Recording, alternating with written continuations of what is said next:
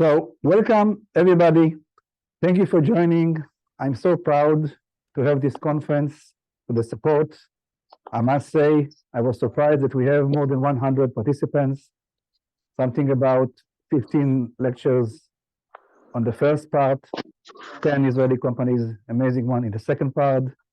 We have people from 21 countries. I was shocked to see this, people from 21 countries. So we're ready to start. Wish us good luck. I will show one slide about why we're doing this event, one of the reasons, and let's talk about humanity. Humanity 2020, 2050. One point I want to mention about the companies, and I know that this company will be on the second part, but it's very important to notice. We talk about 10 Israeli companies. They can be public, they can be private, they can be startup, but all of them are very, very unique. They're innovative, they have great management, they're looking for big partners, they're ready to market, their IP is very flexible, which means we can do things in different areas by using the same technology to A, B, C, to spinouts, and they're all looking for great partners. Hello everyone, it is great pleasure to be with you today. I would like to thank Mr. Amir Yar for hosting this significant summit. I extend my warm greetings to each and every one of you who have gathered here with a shared goal to make a lasting impact on the world and support the continued economic growth of Israel. The Israeli economy presents remarkable opportunities. Our commitment to research and development has fostered an ecosystem that breeds innovation and attracting brilliant minds from around the globe. Let me start by first thanking my good friend for many years, Amir Yar, for the opportunity to speak to you all today. We cannot take it for granted. That is why I'm dedicating my time here with you today to remind us all that we, as business leaders, have an obligation to take impact into account and to act with purpose. In my view, in a complex, interconnected, and global world, business cannot sit on the sideline. As geopolitical tensions rise, as we feel the impact of climate change, and as the world economy is experiencing headwinds, businesses must work for the welfare of all of our stakeholders. As I said, so the IATI, as the voice of the tech industry, cares about two things. One is, of course, promoting and enhancing the tech industry and making sure it stays the growth engine of Israel. Most important is making sure there is business stability in Israel. And the other thing is because, and thanks to the high-tech industry, which is so substantial in Israel, we took on ourselves naturally to contribute and to impact as much as we can on all the economy and the society of Israel, starting from the periphery to the promoting diversity and inclusion. Israeli ecosystem in what we call high tech, okay, is well known. I mean, people know about it. Some people even call us startup nation. It's all connected. The idea started many years ago. Because of our strategic position here in the Middle East. We came to the conclusion that we cannot survive given the huge numerical superiority of our enemies around us. I'm speaking about 75 years ago. Given the huge numerical gap, we cannot survive by numbers. We can survive only by what we call quality. And quality we meant two things, what nowadays we call human talent, that is education, the right things to study, etc., and by science and technology. When we look on technology, then technology is leading the Israeli private sector, and the high-tech sector is the main industry and the main sector within the Israeli economy, with about 18% of GDP, which is quarter of the business GDP of the nation. We have more than 5.5% of R&D expenditure in the GDP, which is the highest in the OECD, and about 12% of employees are working in the high-tech sector, and they account to more than 30% of the personal income tax. So this sector is the growth engine of the economy, and we believe that as technology led our growth for the last 2 or 3 decades, it will lead not only our future growth, but also the economic pathways to impact the global challenges that we are all facing and we will face in the coming decades. Thank you very much, Amir, and thank you all for the CISH team for inviting me to be a speaker in such a very interesting activity and webinar. My name is Eliran Elimelech. I am the VP of Ecosystem Development at Startup Nation Central. We are a non-for-profit and not-for-revenue organization. We've been active in Israel for the past 10 years, and we are trying to connect Israeli innovation with the world. During my presentation today, I have the honor actually to conclude everything that you have heard today. I will try to pack and unpack several of the elements that you have heard about, and I will try to give you a few ideas on which sectors and which direction you can develop your presence in Israel. I wish you all a very pleasant day and a very successful follow-up, and let's get into the details.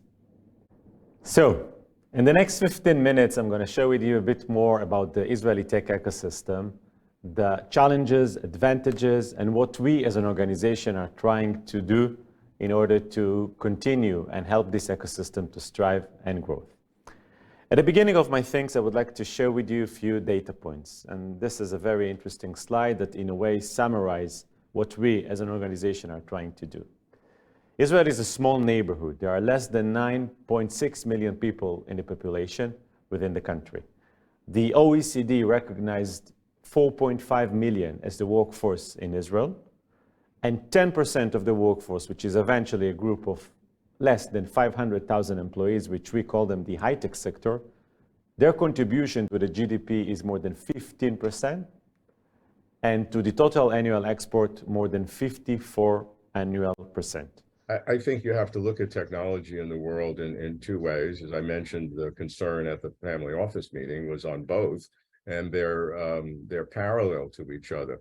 One is always scanning the horizon to see what technologies are out there that might disrupt your current business or current activities, and then the kinds of technologies that would be disrupting to others that you can invest in. So it's 2 sides of the same coin, and many of these investment groups, for example, looking at both of them.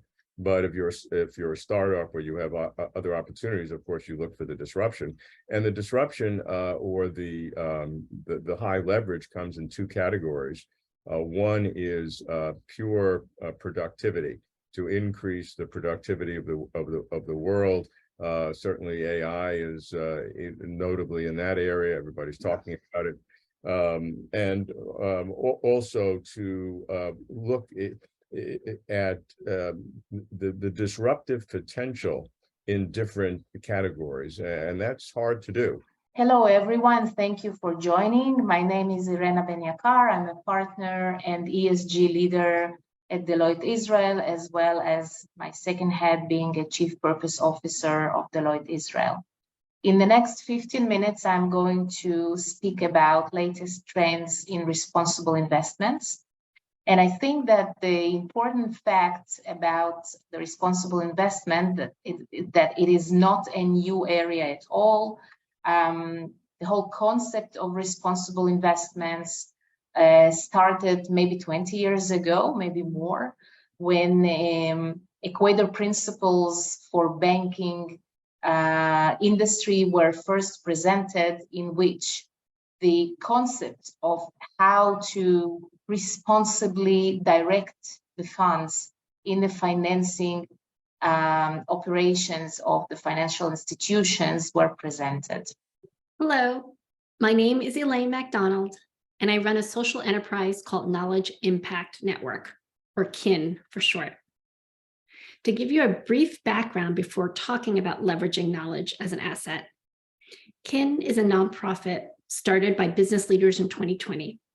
It's essentially a network where talented and experienced people come together to share what they know and proactively use their contacts to help solve big problems around the world. KIN makes it easy for busy people to share their knowledge, help causes they care about, learn, and meet others with similar passions.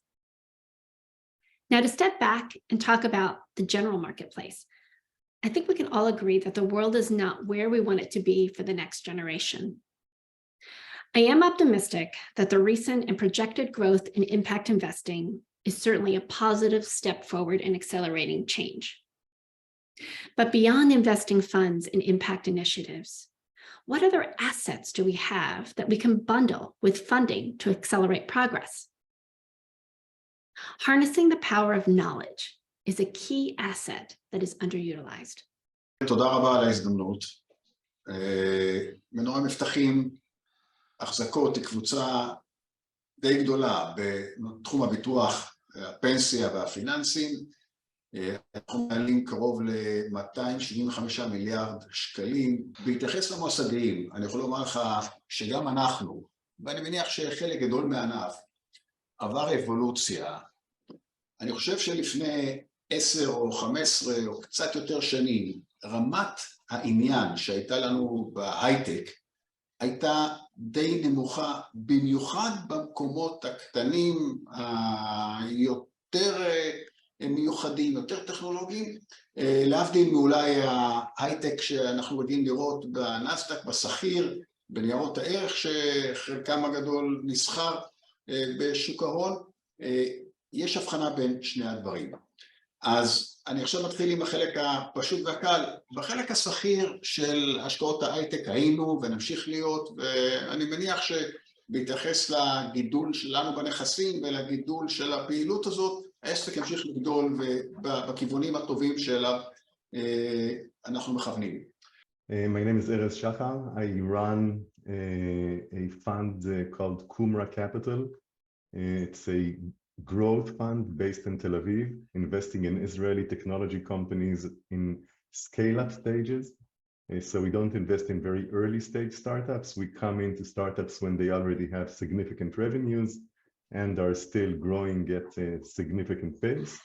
And we see ourselves as the partners of entrepreneurs taking companies from the stages of $10 million in revenues or ARR to about 100 million. These are the stages which we think are the most important in the life of a scale-up company. A lot of value is being created in these stages, and it's a stage that was very much missing in the Israeli ecosystem for many years. Until about a decade ago, there were no scale-up funds in the Israeli market. We were actually the first one here. And since then, scale-ups in Israel have become an asset class on their own and a very significant one. Before that, I had a long career in the Israeli tech market. I started off as a software engineer in a company called CISH, which was the first Israeli company to go public in NASDAQ. Very famous. Yes, 40-some years ago. And I spent my career after a few years in the tech side in sales and marketing and management, and I ran an Israeli tech company that was traded in NASDAQ for 7 years. And after a 20-year career on the operational side of the business, I moved to venture. And in the last 20 years, I'm in venture capital in the Israeli market. I want to talk about conscious capitalism as a way to achieve impact.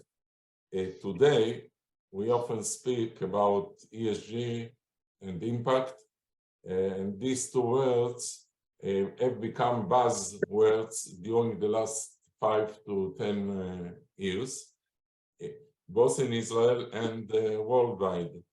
Both have some connection to conscious capitalism, ESG and impact have connection, but there is a huge difference between them.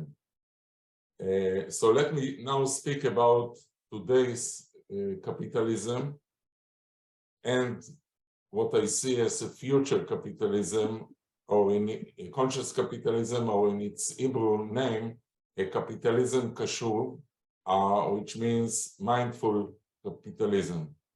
I am Vanessa Kaczerginski, the CEO of the Israeli Forum for Impact Economy. The IFAE acts as the Israeli National Advisory Board to the Global Steering Group, a G7-led initiative that is chaired by Sir Ronald Cohen, so the father of impact investing, that has over 45 member countries. The GSG is a global organization that brings together leaders from the finance, business, policy, and social sector in the shared vision to catalyze impact economies, impact investments, entrepreneurship to benefit the people and the planet. As the Israeli official representatives, the IFAE holds a dual role. The first is pushing for an impact economy locally in Israel by advocating for the right policies, mobilizing capital and technology on the path of Israel's transformation from the startup nation to the impact nation. My name is Efrat Schaefer. I've been working over the last 20 plus years in the health tech sector of the Israeli high-tech industry, mostly in multinational companies. I will try to provide an overview of the Israeli unique high-tech ecosystem and different opportunities in the sectors, different sectors. Over the last decade, the Israeli high-tech industry seen a very significant growth, and this is based on a unique combination of different factors and elements.